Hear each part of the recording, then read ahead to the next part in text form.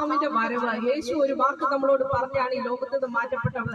യേശു ലോകത്തിൽ കടന്നു വന്നത് ഈ മാനവജാതിയുടെ പാവങ്ങളുടെ മോചനത്തിന് വേണ്ടിയാണ് ഈ ലോകത്തിൽ കടന്നു വന്നത്.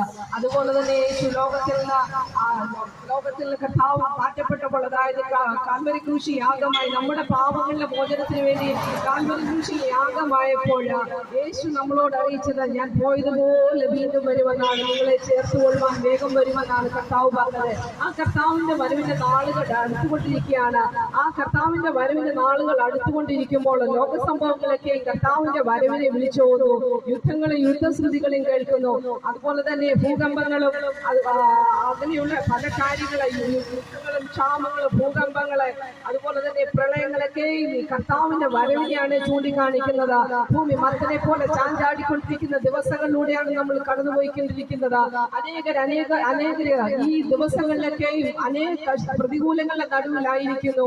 നമ്മുടെ പ്രിയപ്പെട്ട വിദേശ രാജ്യങ്ങളിലെ ഭയത്തോടെ ആയിരിക്കുന്നു. ഇതിനെല്ലാം മധ്യത്തില് നമ്മൾ അറിയുന്ന ഒരു സത്യമുണ്ട്, മനസ്സിലാക്കേണ്ട ഒരു സത്യമുണ്ട്. നമ്മുടെ കർത്താവായ യേശുക്രിസ്തുവിന്റെ മടങ്ങി വരവിനെ കുറിച്ച് കർത്താവ് നമ്മളോട് പറഞ്ഞത്, ഞാൻ പോയതുപോലെ മടങ്ങി വരുമെന്നാണ്. പോയതുപോലെ കർത്താവ് മടങ്ങി വരേണ്ട സമയങ്ങൾ ഏറ്റവും അടുത്തിരിക്കുന്നു. അതിനാൽ